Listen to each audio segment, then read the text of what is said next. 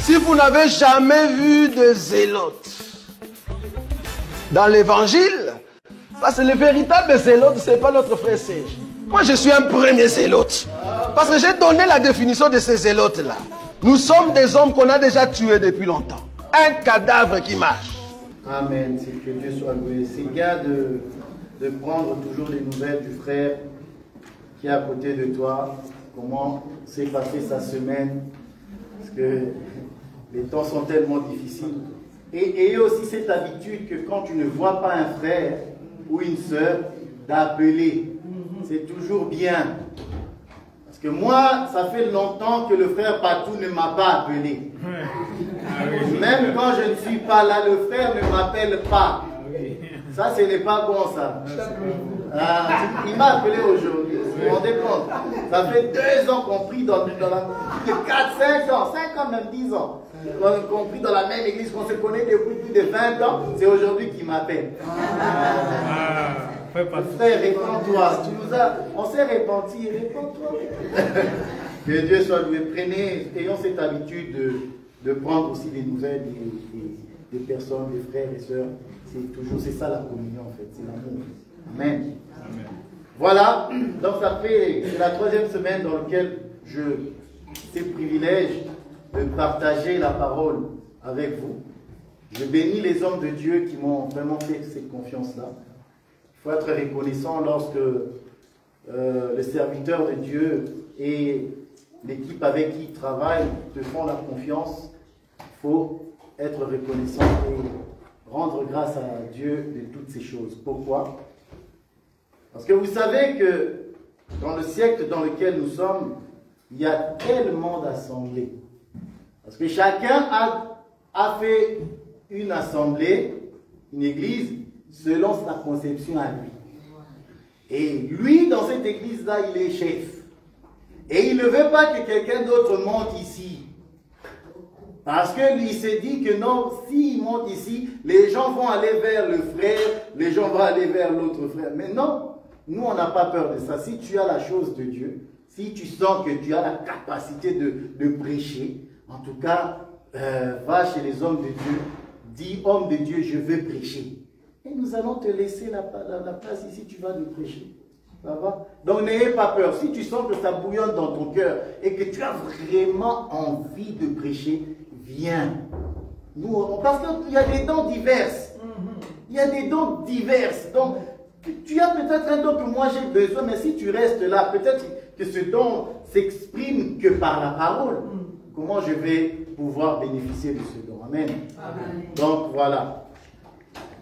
Alors merci aux hommes de Dieu qui m'ont fait confiance. Et pour vous faire un peu le résumé de ce qui a été vu, nous avons vu, nous sommes en train de parler du temps des juges. Du temps des juges, nous avons vu comment Israël a commencé la conquête. Comment ils ont commencé la conquête? Ils ont demandé à Dieu pour savoir qui montera pour commencer à attaquer les Cananéens.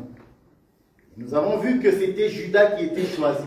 Nous avons expliqué que Judas est le type de notre Seigneur qui est l'élu de Dieu, qui va affronter les ennemis.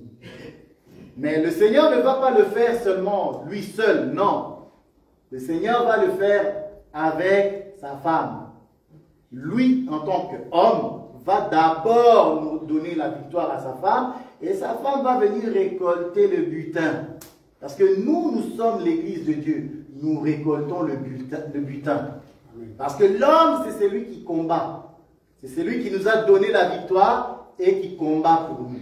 Qui a combattu pour nous, et nous récoltons les louanges et les bienfaits de cette victoire-là. Mais dans cette victoire-là, il nous donne aussi de combattre. Mais comment est-ce que nous, étant qu'Église, nous combattons? C'est par la foi, c'est par la persévérance, c'est par la patience.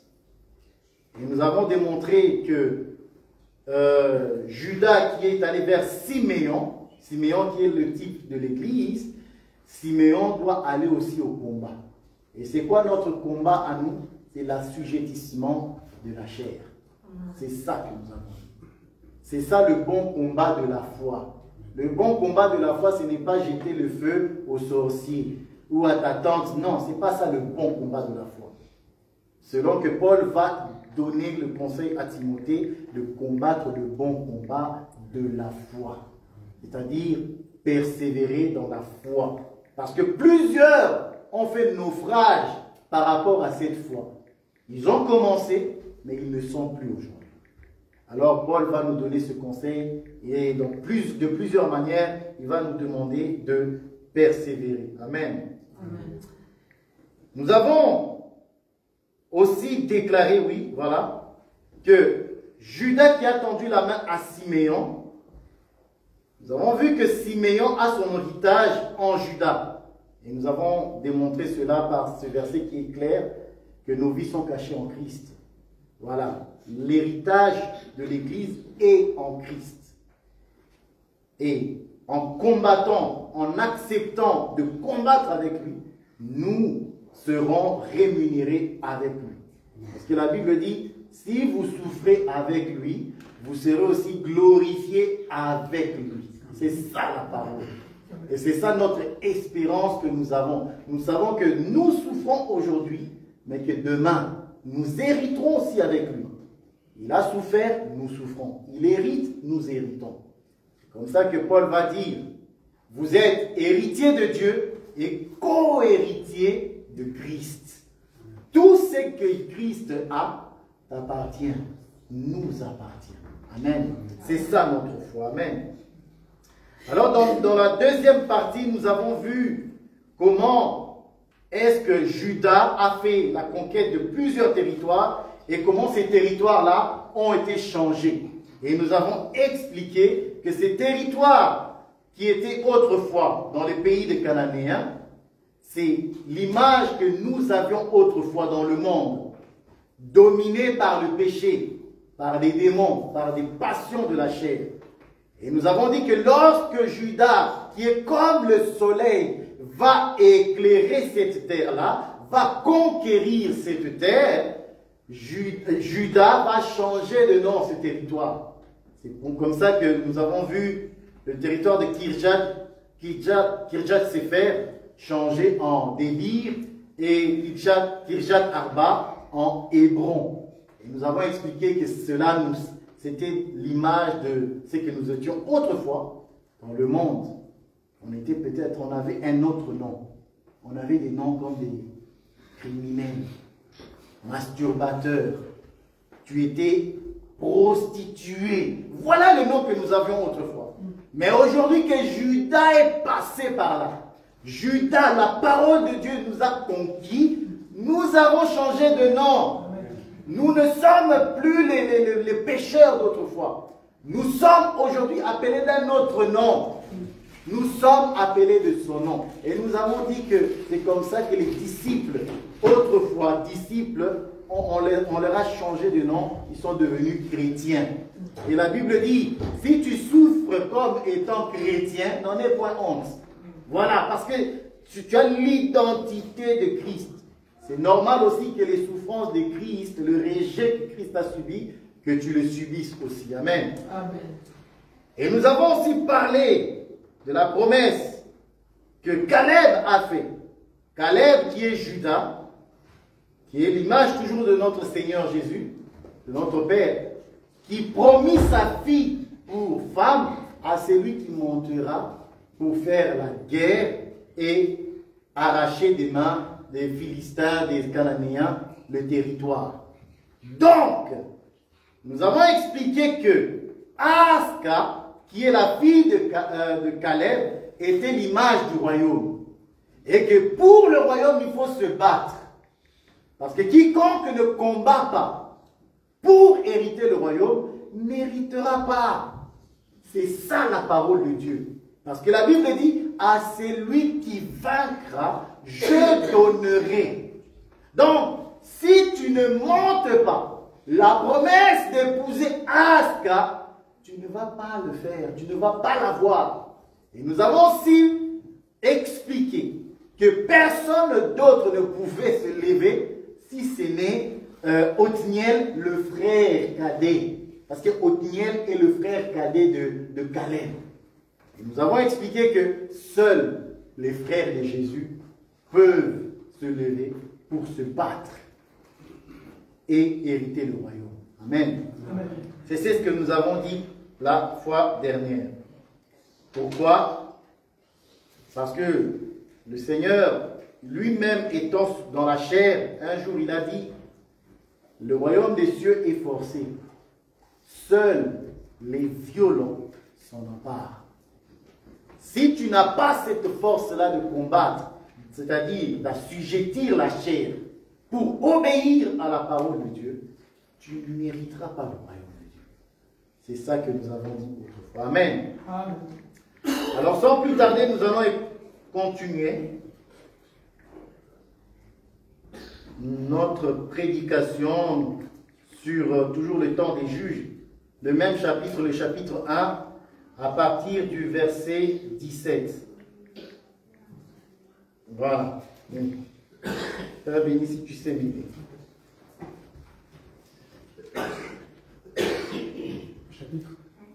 Chapitre 1. Le chapitre 1, le verset 17. De qui? De quel livre? Juge. Et le frère Owen va déjà me préparer, s'il te plaît. Prépare-moi Deutéronome 2, 34. Nous commençons par le livre de Juges, chapitre 1, à partir du verset 17. C'est au nom de Jésus-Christ que je lis. Amen. Judas se mit en marche avec Siméon, son frère, et ils battirent les Cananéens qui habitaient à Saphat. Ils dévouèrent la ville par interdit, et on l'appela Orma. Judas s'empara encore de Gaza et de son territoire, d'Absalom et de son territoire, et d'Akron, et d'Écron et de son territoire. L'Éternel fut avec Judas, et Judas se rendit maître de la montagne. Mais il ne put chasser les habitants de la plaine parce qu'il avait des chars de fer. On donna Hébron à Caleb, comme l'avait dit Moïse, et on chassa les 3 fils d'Anak. Les fils de Benjamin ne chassèrent point les Jubéens. Non, jusqu'à 20, merci. On donna Hébron à Caleb, comme l'avait dit Moïse, et il en chassa les 3 fils d'Anak. On reviendra sur les 3 fils d'Anak la semaine prochaine.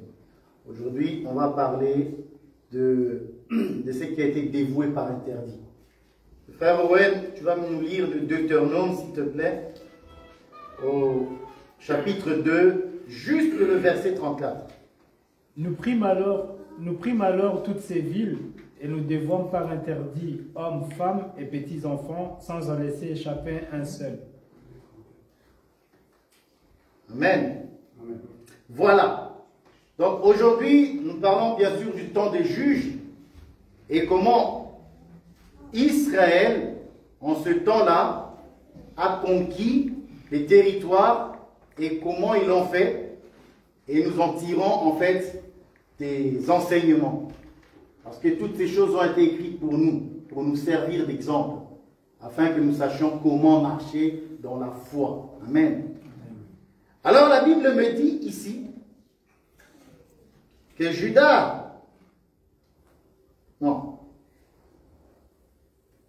se mit en marche avec Siméon son frère et ils battirent les Cananéens qui habitaient à Tsephat. Ils dévouèrent la ville par interdit et l'on appela Orma. Voilà.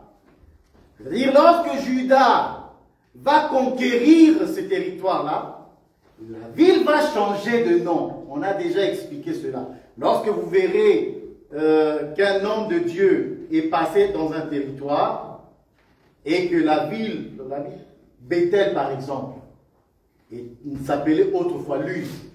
Lorsque Jacob est passé par là, c'est alors que cela fut appelé Bethel. Amen. Parce que l'homme de Dieu, quand Dieu passe quelque part, tu ne seras plus appelé du même nom. Non, tu ne peux plus être criminel. C'est pour ça qu'aujourd'hui, j'ai regardé un reportage sur les assemblées et sur les églises où on interroge un homme de Dieu pour lui poser la question: est-ce qu'un homosexuel peut venir à l'église et confesser sa foi? Mais dans la question, c'est pour dire qu'on doit accepter les homosexuels tels qu'ils sont. Mais ce n'est pas possible. La réponse est ce n'est pas possible. Parce que là où Dieu est allé, là où Dieu a mis ses pieds, bien-aimé, tu changes. Ce n'est pas, nous ne chassons pas les homosexuels ou qui que ce soit. Le péché, c'est le péché. L'homosexualité fait partie des péchés. C'est être efféminé. C'est contre nature.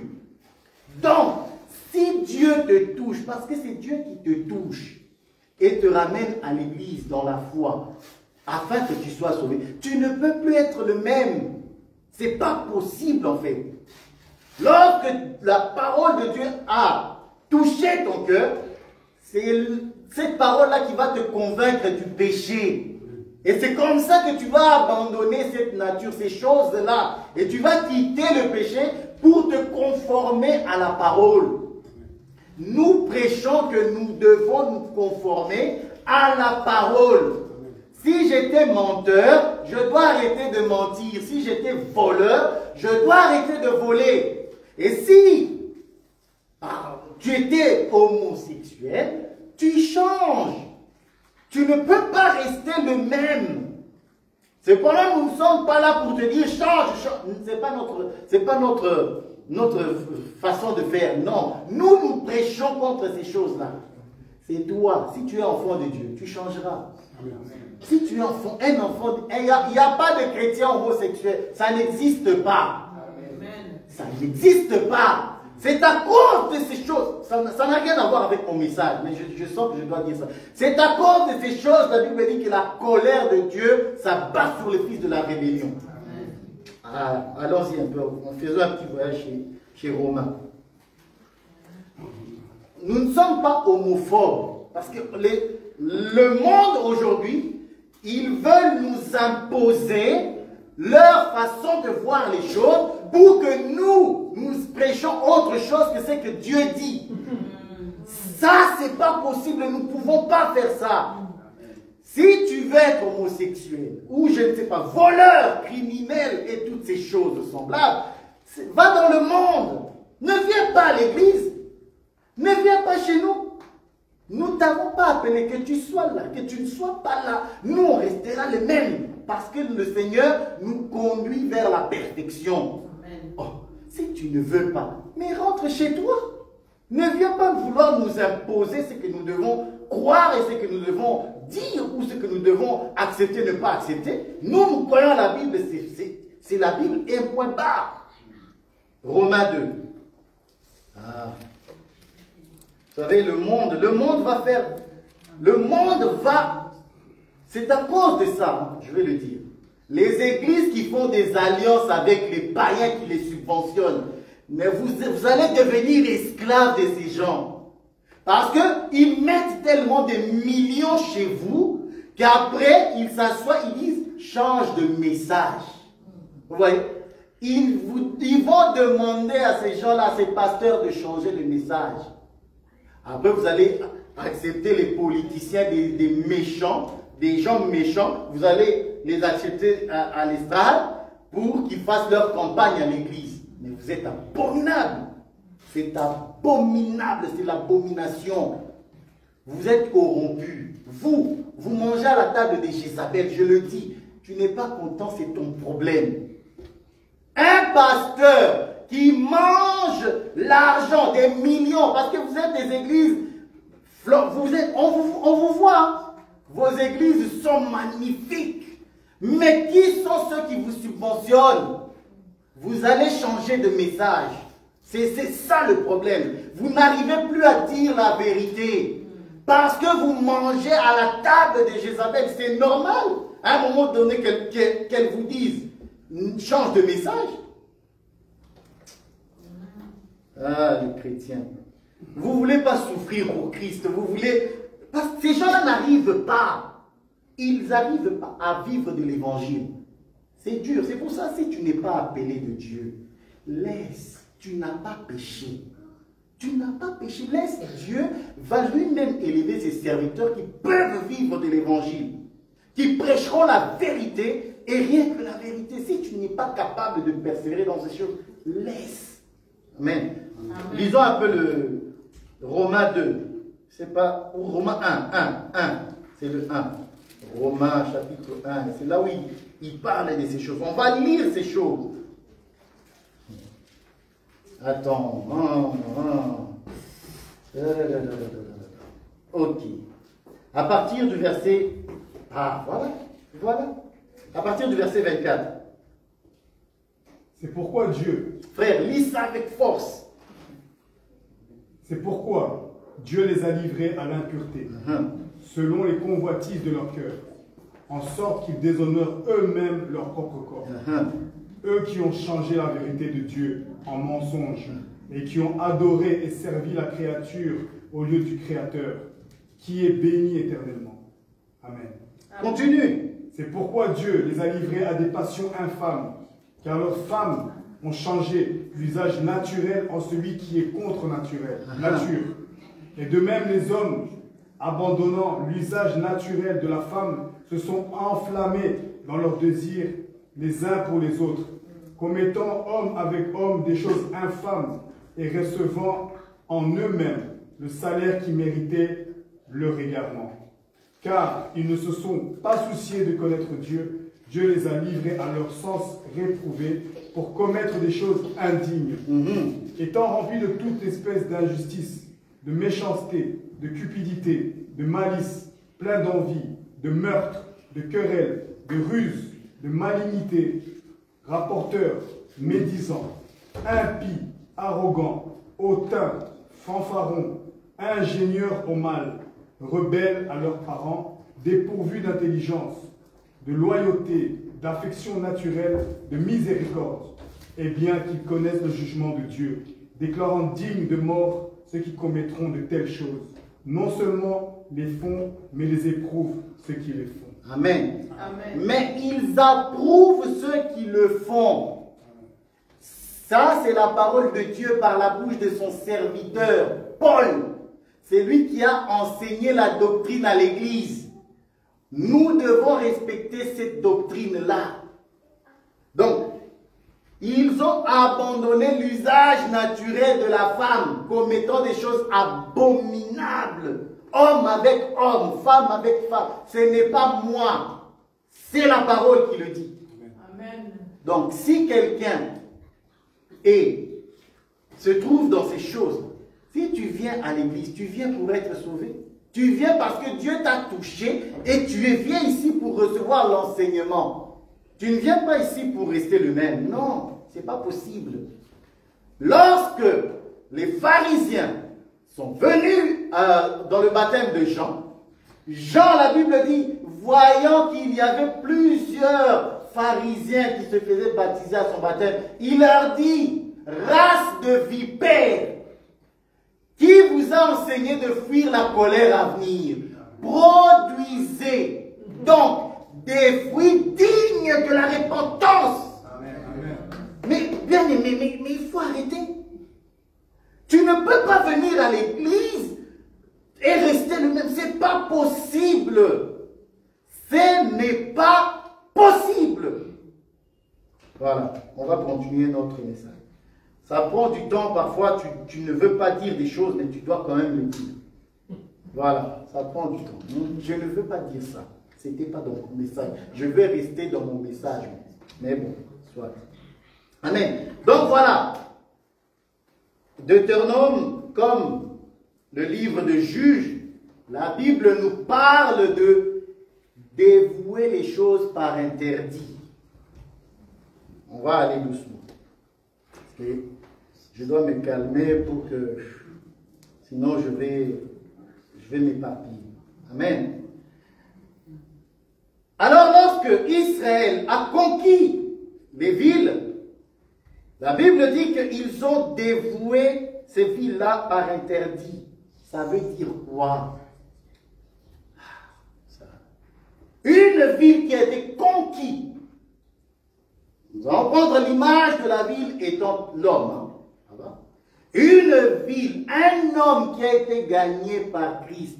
Voilà comment tu dois marcher. voilà. Voilà comment tu dois marcher dans le Seigneur. La Bible dit, tu dois dévouer les choses, toutes les choses par interdit.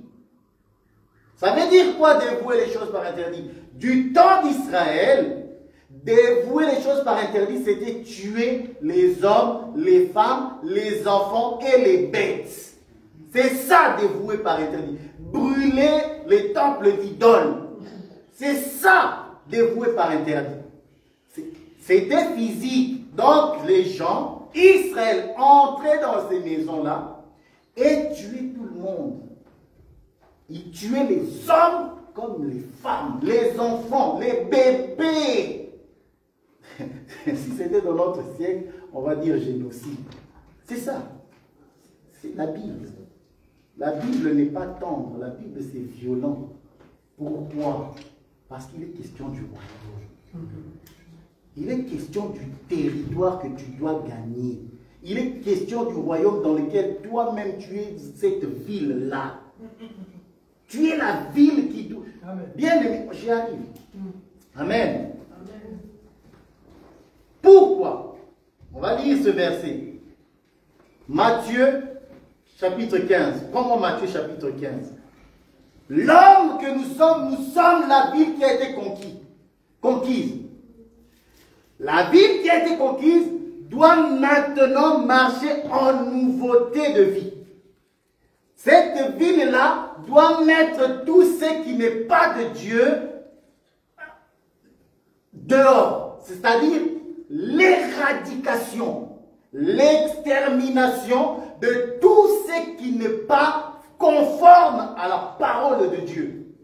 Amen. Amen. Lisons un peu Matthieu 15, à partir du verset 17. C'est ça. Ne comprenez-vous pas que tout ce qui entre dans la bouche va dans le ventre, puis est jeté dans les lieux secrets? Mais ce qui sort de la bouche vient du cœur. Et ce qui souille l'homme, et c'est ce qui souille l'homme. Car c'est du cœur que viennent les mauvaises pensées, les meurtres, les adultères, les impudicités, les vols, les faux témoignages, les calomnies. Voilà les choses qui souillent l'homme. Mais manger sans être lavé les mains, cela ne souille point l'homme. Voilà les choses qui souillent l'homme. C'est ce qu'il y a dans son cœur. Je le répète, la ville qui a été conquise, c'est toi, c'est moi. Que Jésus-Christ, que la parole de Dieu nous a été annoncée, nous avons cru. Maintenant, nous devons marcher en nouveauté de vie. Voilà alors les choses qu'on ne doit plus retrouver chez toi. Les choses qui doivent être éradiquées. Mais qui va les éradiquer? C'est toi. C'est toi. Parce que la parole va t'éclairer et toi, tu vas prendre les armes. Parce que Jésus-Christ lui-même a dit, je ne suis pas venu donner la paix mais l'épée. Il est venu te donner l'épée pour que tu écrases, que tu éradiques, que tu tues ces choses-là qui peuvent habiter dans ton cœur. Amen. Amen. 1 Samuel, le chapitre 16. Oh, j'aime ça. Frère, prends-moi Hébreu s'il te plaît. Hébreu 4. On va lire des versets parce que je veux que ça soit clair. Parce que, j'ai dit quoi? 1 Samuel 16, le chapitre 16, verset 7. S'il te plaît, Owen, prends-moi le Hébreu 4, 12. On va d'abord commencer par 1 Samuel. 1 Samuel. Voilà. Voilà, j'aime ça. 16, à partir du verset 6. Lorsqu'ils entrèrent, se disent en voyant Eliab, certainement loin de l'Éternel, est ici devant lui. Et l'Éternel dit à Samuel, ne prends point garde à son apparence et à la hauteur de sa taille, car je l'ai rejeté. L'Éternel ne considère pas ce que l'homme considère. L'homme regarde ce qui frappe les yeux, mais l'Éternel regarde au cœur. L'Éternel regarde le cœur. Et nous avons vu chez Matthieu, la Bible dit, c'est du cœur que ces choses-là, c'est du cœur que ces choses-là proviennent. Amen. Donc, étant la ville qui a été conquise par Christ, tu dois maintenant éradiquer. Donc, dévouer par interdit tout ce qui est mauvais, toutes les mauvaises pensées qui peuvent germer dans ta tête, tous les mauvais désirs qui peuvent se manifester. Nous sommes dans la chair, bien-aimés. Il ne faut pas me dire que non, moi, non, ce n'est pas vrai. Tant que tu es dans la chair, le combat est permanent et tous les jours.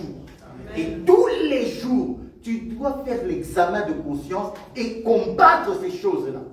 C'est pour ça que la parole de Dieu est là pour nous éclairer, pour nous montrer, pour voir qu'est-ce qui doit être éradiqué. Hey.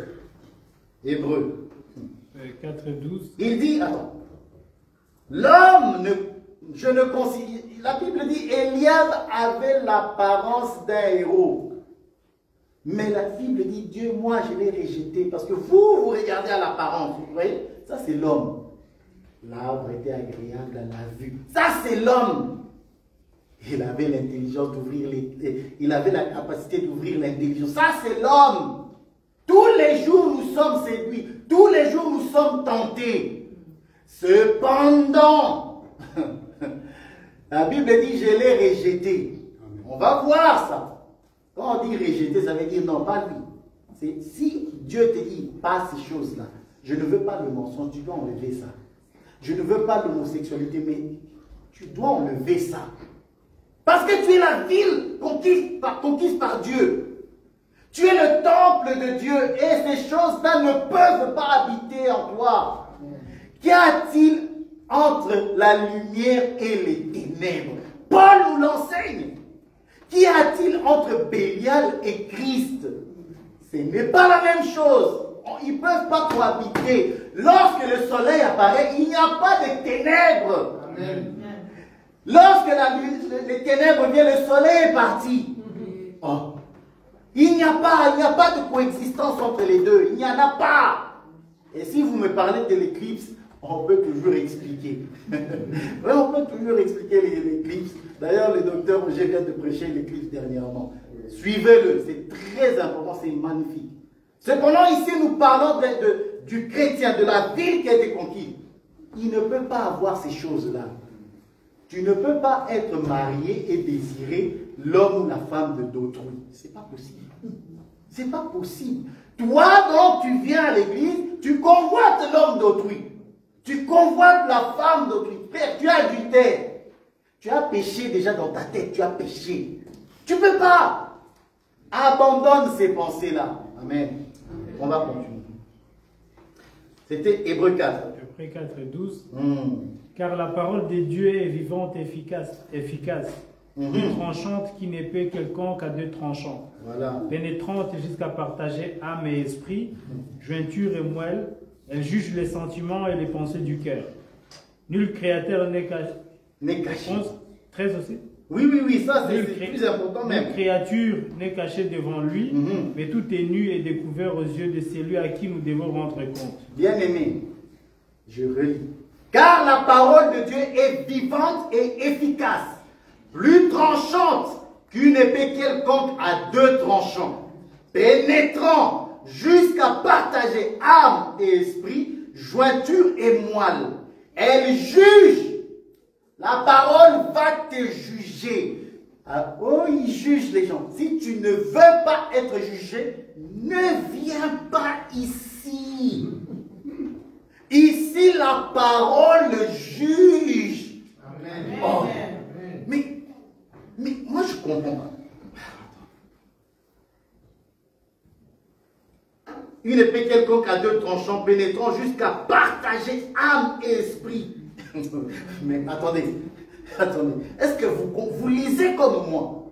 Vous voyez comme moi? La parole qui est une épée. Car la parole de Dieu est vivante, efficace, plus tranchant qu'une épée quelconque à deux tranchants, pénétrant. Il va dire ce que je veux dire. Pénétrant jusqu'à partager âme et esprit, jointure et moelle. Elle juge les sentiments et les pensées du cœur. Nulle créature n'est cachée devant lui, mais tout est nu a découvert à ses yeux de celui à qui nous devons rendre compte. Bien-aimé, tu es là. Moi, je peux ne pas te voir. Moi, je ne connais pas ta vie. Et d'ailleurs, je ne veux pas la connaître. Elle ne m'intéresse pas du tout. Cependant, quand tu viens ici, la parole de Dieu va te juger. Lorsque tu es désobéi, sans le savoir, nous prêcherons des choses dans lesquelles tu vas te sentir jugé. Ne dis pas que c'est nous, c'est la parole qui te juge. Et si tu es digne du royaume, tu te repentiras. Et tu changeras parce que tu es fils du royaume. Mais si la parole est prêchée, mais que tu ne changes pas, frère, laisse-nous tranquilles. Sœur, laisse-nous tranquilles. Oh là-bas, quand je vais, je me suis habillé de telle manière, eux, ils disent, oui, nous disons que l'homme et la femme doivent être habillés convenablement. Amen. Pas de mini-jupe. Si tu veux, toi, t'habiller en mini-jupe, fais-le. Ça, c'est pas notre problème. Mais cependant, lorsque nous prêcherons ces choses, nous condamnerons. Pourquoi? Parce que la Bible dit, condamner les œuvres infructueuses des ténèbres. Amen. Oh. Nous condamnons un homme qui s'habille sexy comme une femme. Tu es efféminé, frère. Tu es efféminé. Et les efféminés ne mériteront pas le ciel. Amen. Sœur, toi qui es habillée et qui aime les mèches comme Nicki Minaj, comme Beyoncé, je le dis. Sœur, comment est-ce que quand tu regardes vraiment le miroir, qui est la parole de Dieu, la parole de Dieu ne te dit pas que c'est que tu fais là et mal. Tu te maquilles de ça d'épaisseur de fond de teint. Donc, make-up. Donc, tu as changé, transformation. Mon Dieu, c'est devenu effrayant de voir ces choses-là. Une personne qui est carrément métamorphosée. Oh, qui a changé à cause du make-up. Nous condamnons cela. Tu n'es pas fille du royaume. Toi, tu es fille du monde. Tu fais comme ton père. Parce que Jésus-Christ a dit un jour aux Judéens, il a dit, vous faites les œuvres de votre père. Car si vous écoutez mon père, vous me connaîtrez et vous m'aimerez.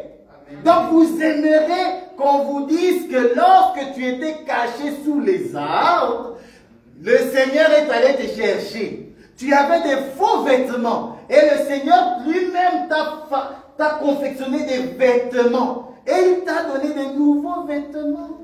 Tu aimerais ces choses. Parce que ces choses condamnent la prostitution. Tu n'es pas une prostituée. Et le Seigneur veut que tu t'habilles décemment. Amen. Amen. Voilà. Alors pourquoi est-ce que nous devons éradiquer le mal? Étant la ville conquise par le Seigneur, nous marchons sur les traces de notre Seigneur. Amen. La Bible dit que Jésus-Christ parut, nous allons lire ce verset, Jésus-Christ parut pour détruire, voilà. Lorsque le Seigneur t'a sauvé, lorsque tu es venu ici, maintenant nous allons te montrer qu'est-ce qu'il faut détruire. Oui, parce que le Seigneur a marché lui aussi par là. Amen. Il a détruit.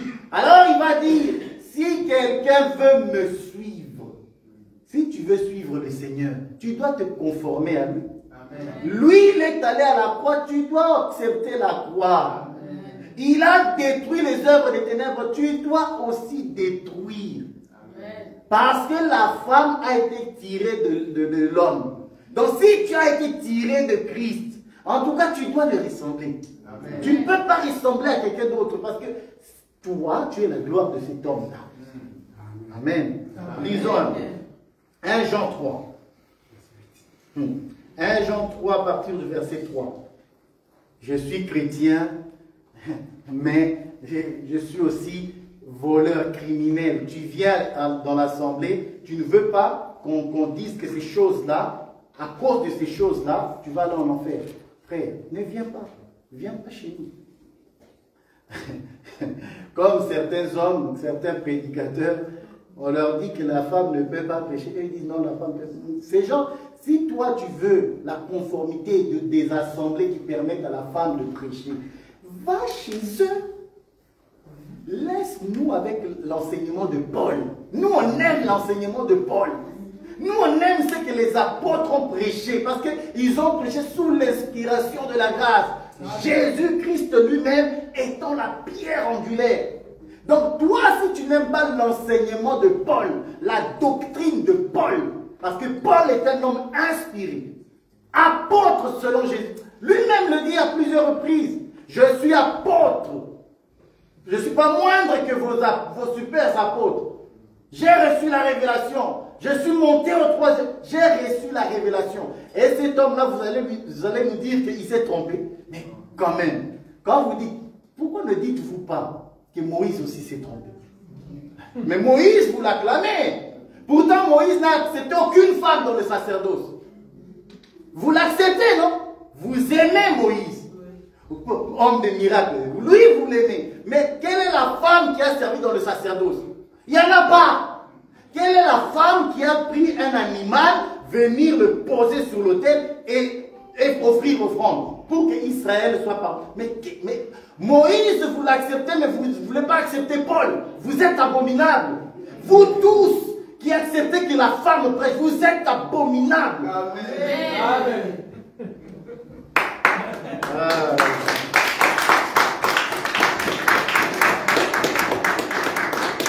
On va toucher tout le monde.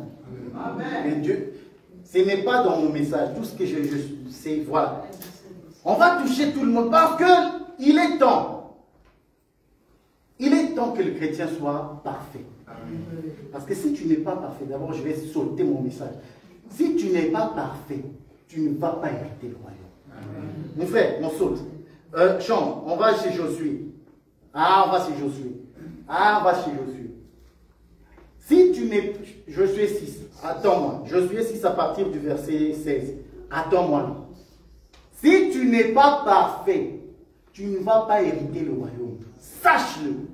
Nous marchons. Paul dit, je ne suis pas encore parfait, je tends vers la perfection. Quand on tend vers la perfection, on enlève tout ce qui est mauvais. On ne reste pas avec les mêmes habits. Même Bartimée, lorsqu'on lui dit, viens, Bartimée a enlevé le manteau qu'il avait. Or, ça veut dire quoi? C'est l'ancienne nature. Il a enlevé l'ancienne nature pour aller rencontrer Christ. Amen. Mais toi, lorsque le Seigneur te dit, viens, tu veux rester avec le même manteau, mais ce n'est pas possible. Ce n'est pas possible. Nous tendons vers la perfection. Amen. Amen. Voilà. Lis, s'il te plaît, Josué 6. Josué 6, à partir du verset 16, mon frère. Vas-y. À la 7e fois, comme les sacrificateurs sonnaient des trompettes, Josué dit au peuple, poussez des cris, car l'Éternel vous a livré la ville. La ville sera dévouée à l'Éternel par interdit. La ville comment? La ville sera dévouée à l'Éternel par interdit. J'ai expliqué dévouée par interdit, ça veut dire tuer tout le monde. Dévoué par interdit, ça veut dire Josué, oui. Quand tu vas prendre la ville, oui, tue tout le monde. Hommes, femmes, enfants, bébés, bêtes, tu les tues. Je reviens souvent sur cet exemple. Le roi Saül a été déchu à cause de ça. Parce que lorsque Dieu, dans la bouche de son serviteur, le prophète Samuel, est venu lui dire, hé, Amalek, tu vois encore le problème, Amalek, je me souviens d'Amalek, ah Saül, viens, va exterminer. Tu dévoues par interdit toute cette ville-là, d'Amalek, les Amalécites. Saül a gardé le roi. Saül a gardé les bêtes. Et lorsque le prophète est arrivé, il dit, mais toi, mais le Seigneur a... Toi et le royaume, c'est fini. Le Seigneur t'a rejeté. Donc, si tu ne dévoues pas par interdit, si tu gardes encore, voilà, si tu gardes encore la bête, parce qu'elle est grasse, parce que tu l'aimes bien, Si tu gardes encore dans ton cœur, moi j'aime bien calomnier. Ah, j'aime bien quand j'appelle ma soeur, on calomnie. Si tu gardes encore ça, cette méchanceté en toi, parce que tu te dis non, je donne tout, mais pas ça. Tu ne tues pas le roi, mais comment? Tu ne tues pas la tête. Et tu laisses les bêtes grâce pour toi. Le royaume, ce n'est pas pour toi. Tu es rejeté. Dieu te rejette. Amen. Amen. Mon frère, continue. À la 7e fois, quand les sacrificateurs sonnaient des trompettes, Josué dit au peuple, poussez des cris, car l'Éternel vous a livré la ville. La ville sera dévouée à l'Éternel par interdit. Elle et tout ce qui s'y trouve. Mais on laissera la vie à Rahab, la prostituée, et tous ceux qui seront avec elle dans la maison, parce qu'elle a caché les messagers que nous avions envoyés. Gardez-vous seulement de ce qui sera dévoué par interdit, car si vous preniez de ceux qui vous auraient dévoué par interdit, vous mettriez le camp d'Israël en interdit, et vous y jeteriez le double. Stop. Voilà. Alors nous allons un peu expliquer cela. La Bible dit, à la 7e fois, comme les sacrificateurs sonnaient des trompettes, Josué dit au peuple, poussez les cris, car l'Éternel vous a livré la ville. Amen. Ici, je vais prendre la ville comme étant le royaume. Et je vais expliquer, en fait, la ville qui va être détruite est dévouée par interdit. Je vais prendre ça aussi comme l'image de l'homme. Donc, d'abord l'image du royaume et aussi l'image de l'homme. Parce qu'une ville, c'est tout un homme. Selon que la Bible va dire, c'est Jésus qui va dire, une ville qui est située sur une haute montagne. Vous êtes comme cette ville-là. Que votre lumière luise. C'est ça, hein? Dans les évangiles, dans les synoptiques.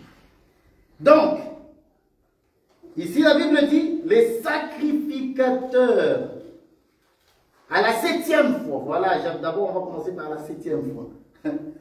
À la 7e fois, j'aime ça. À la 7e fois, comme les sacrificateurs sonnaient des trompettes, non, j'aime avant. Le 7e jour, voilà, ça c'est 15, j'avais oublié ça. Le 7e jour, ils se levèrent de bon matin, de l'aurore, et ils firent de même manière 7 fois le tour de la ville. Ce fut le seul jour où ils firent 7 fois le tour de la ville. Amen. Israël, pour prendre Jéricho, devait faire le tour de la ville. Amen. Une fois, et il rentrait à la maison. Mais le 7e jour, la Bible me dit c'est le seul jour où Israël a fait le tour 7 fois. Or, nous savons que le chiffre 7, c'est la perfection. C'est la totalité.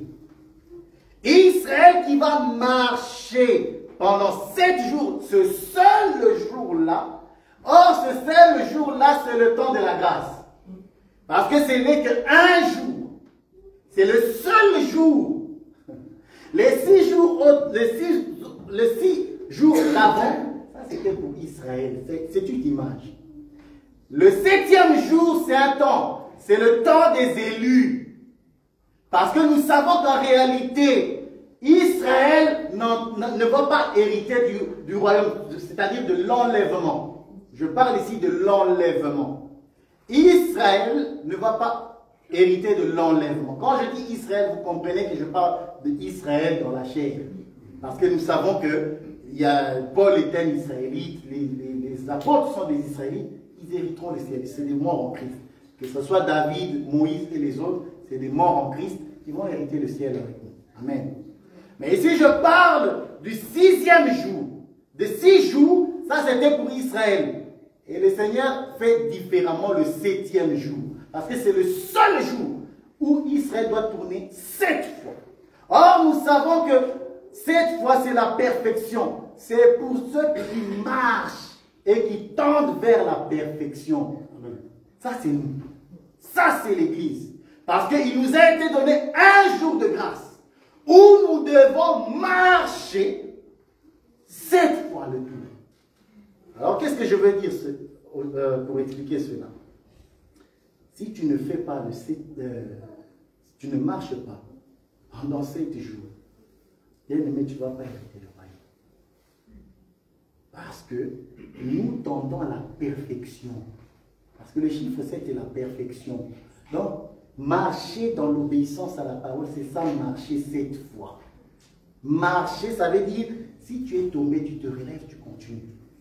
C'est ça, marcher 7 fois. Marcher 7 fois, c'est ça. Tu marches, tu te lèves, tu continues. Et si tu ne marches pas 7 fois, tu ne tends pas vers la perfection, tu n'hériteras pas le ciel. Pourquoi? Parce que la Bible va me dire ceci. Le 7e jour, ils se levèrent de bon matin.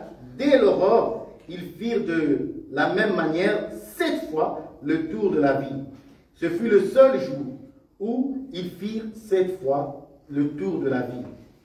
À la 7e fois, comme les sacrificateurs sonnaient les trompettes, j'aime ça. Or, nous savons que les sacrificateurs qui sonnent de la trompette, c'est la prédication. Donc, pendant que tu es en train de faire le tour, il y a des sacrificateurs qui sont là, qui sonnent de la trompette. Et la Bible va me dire, heureux le peuple qui marche au son de la trompette. Amen. Car il voit ta clarté. Il marche dans la lumière. Amen. Amen. Ça, c'est l'enseignement. C'est le ministère qui opère. C'est aussi un temps où on peut le voir différemment comme étant la loi, les psaumes et les prophètes. Pourquoi je dis cela? Parce que tout simplement, pendant ce temps-là, les sacrificateurs, les sacerdotes mosaïques, ils ont sonné de la trompette, ils ont prophétisé sur l'arrivée du Messie. Et lorsque nous lisons ici, ils sonnèrent de la trompette et Josué apparut. Amen. Amen. On va lire cela. J'aime ça. À la 7e fois, comme les sacrificateurs sonnaient des trompettes, Josué, vous voyez ça? Josué ici c'est le type de Christ, car la prophétie, les trompettes ont sonné et Josué doit paraître pour parler au peuple. Et c'est Josué, c'est l'image de notre Seigneur qui vient dans la chair pour parler, pour enseigner. Et il enseigne quoi? Il dit pousser des cris. Voilà. Ça veut dire quoi pousser des cris? Car l'Éternel vous a livré la ville. À qui est-ce que Jésus-Christ a dit, vous êtes heureux, vous qui entendez ces paroles, car le royaume de Dieu vous a été donné. Vous voyez? Donc, lorsque les sacrificateurs ont sonné de la trompette, ça c'est la loi, les psaumes et les prophètes. Et parut Josué, qui est l'image de notre Seigneur Jésus-Christ, qui parle au peuple en leur disant, réjouissez-vous. Parce que plusieurs ont désiré entendre ce que vous entendez, voir ce que vous voyez, mais ne l'ont point vu. Mais vous, il dit, à vous, il a été donné de comprendre le ministère du royaume. Réjouissez-vous. Et c'est ça que Josué va dire. Et de notre temps, nous avons compris que c'est en fait ce que le Seigneur lui-même disait. Soyez heureux, car le royaume vous a été donné. Amen. Amen. Voilà, j'aime ça. La ville sera dévouée par éternité. Ok. Ici, la ville qui va être prise, c'est Jéricho. Dans Jéricho, il y a Rahab. J'ai dit que Jéricho, c'est l'image du royaume. Mais pour que le royaume soit, qu'on puisse s'emparer de ce royaume, il faut marcher. Marcher 7 fois, c'est-à-dire marcher jusqu'à la perfection. Amen. Si tu ne marches pas, si tu ne tends pas vers la perfection, tu n'entreras pas, tu n'hériteras pas. Voilà. Deuxièmement, Ce royaume, c'est aussi une ville, et la ville est aussi représentée par l'homme. Vous voyez? Je vais représenter maintenant la ville qui va être prise comme l'homme. Pourquoi? Parce que c'est Jéricho. Mais dans Jéricho, cette ville qui était barricadée, on dit qu'il se trouvait une femme qui était comment? Prostituée. Or, Jéricho, qui est une ville où Rahab se situe, c'est tout un homme. C'est toi, c'est moi. C'est le corps, l'âme et l'esprit. Le corps, la Bible dit, ils vont dévouer par interdit. Or, la Bible nous dit que nous devons détruire les passions de la chair. Ça, c'est tout ce qui doit être détruit, c'est-à-dire le corps, n'est-ce pas? L'âme va représenter Rahab. Pourquoi? Parce que Rahab, c'est une prostituée. Elle suit. C'est l'âme. Parce que l'âme est influencée soit par l'esprit, soit par la chair. Rahab était une prostituée. Mais lorsque Rahab qui est l'âme, a reçu les deux témoins, c'est-à-dire à la loi des témoignages, le témoignage de Jésus-Christ, on lui a donné un fil cramoisi. Ça, c'est le sang de Jésus. Lorsque nous écoutons la parole de Dieu, nous avons le fil cramoisi dans notre âme. La vie de Jésus-Christ en nous. Vous voyez? Donc, la chair sera dévouée par interdit. Les passions de la chair seront détruites totalement. Et nous marchons cette fois. Mais Rahab ne sera pas détruite. Rahab sera sauvée. Lorsque tu obéis à la parole de Dieu, lorsque tu reçois les deux espions, lorsque tu as reçu les signes de l'alliance, le sang de Jésus, l'enseignement, bien-aimé, ton âme sera sauvée. C'est là que le prophète Ézéchiel va dire, l'âme qui pêche mourra. Mais ici, l'âme ne mourra pas. Rahab ne mourra pas. Tu ne mourras pas. Je ne mourrai pas. Pourquoi? Parce que nous avons reçu le témoignage de Jésus-Christ. Amen. Amen. Que Dieu nous bénisse. Amen. Voilà. J'aime ça.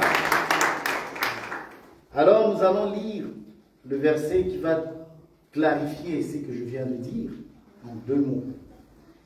2 Corinthiens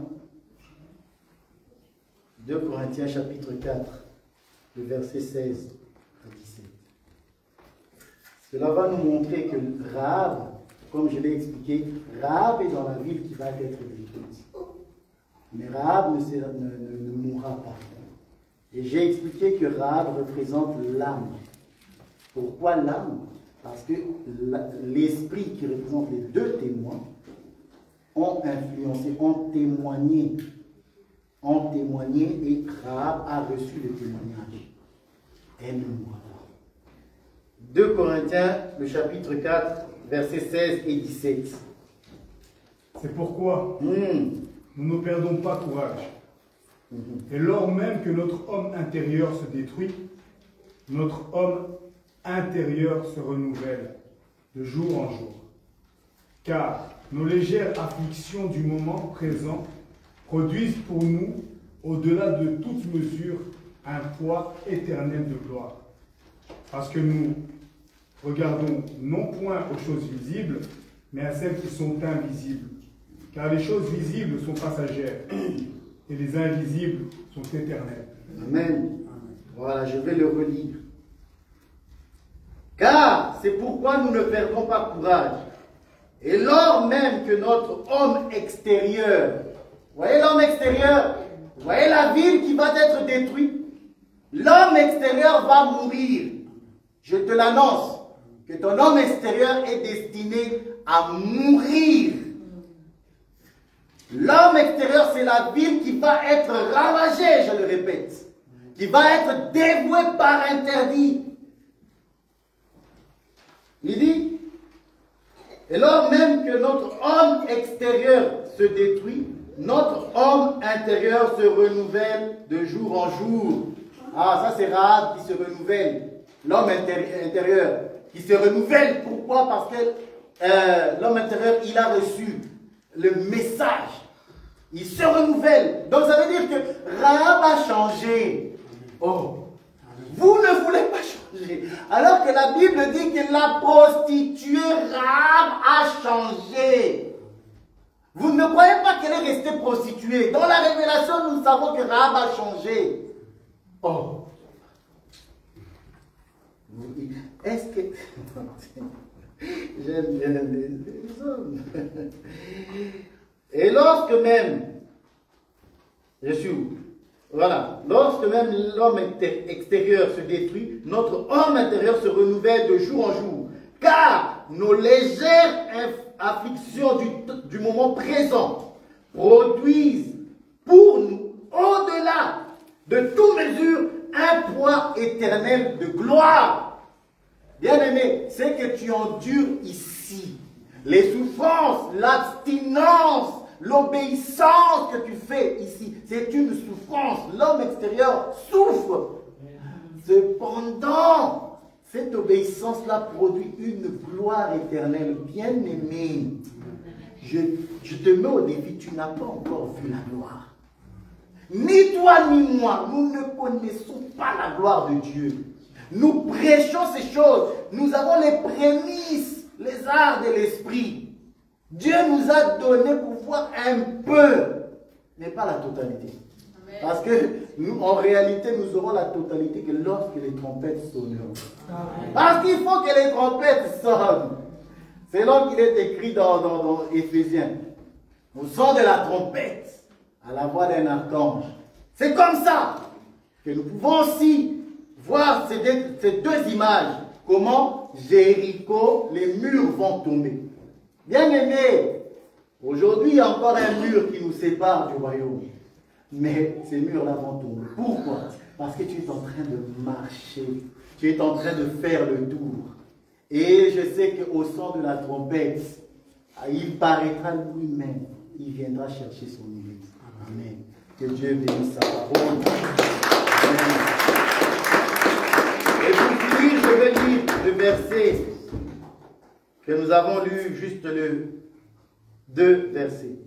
À partir du verset 18. Judas s'empara encore de Gaza et son territoire, d'Ascalon et de son territoire, d'Écron et de son territoire. Verset 20. On donna Hébron à Caleb, comme l'avait dit Moïse, et il en chassa les 3 fils d'Anak. Amen. Amen. Bien-aimés, Hébron, c'est le royaume.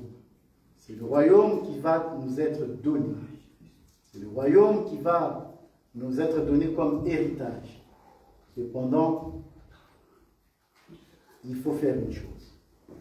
Dévouer les choses à l'interdit. Faire le tour de la ville 7 fois, c'est aussi, comment dirais-je, c'est faire l'examen de soi.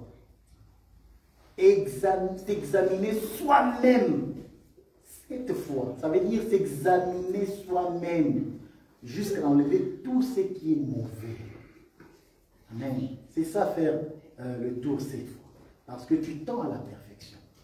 Si tu n'as pas fait 7 tours, tu ne vas pas pouvoir hériter du royaume. Amen. Amen. Le royaume des cieux est forcé, seuls les violents s'en emparent. Alors, soyons violents. Réduisons notre chair au silence. Dévouons par interdit tout ce que le Seigneur a demandé de dévouer par interdit. Que Dieu nous bénisse.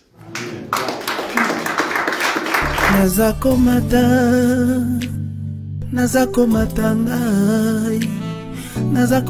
ngai, nga nazakomata.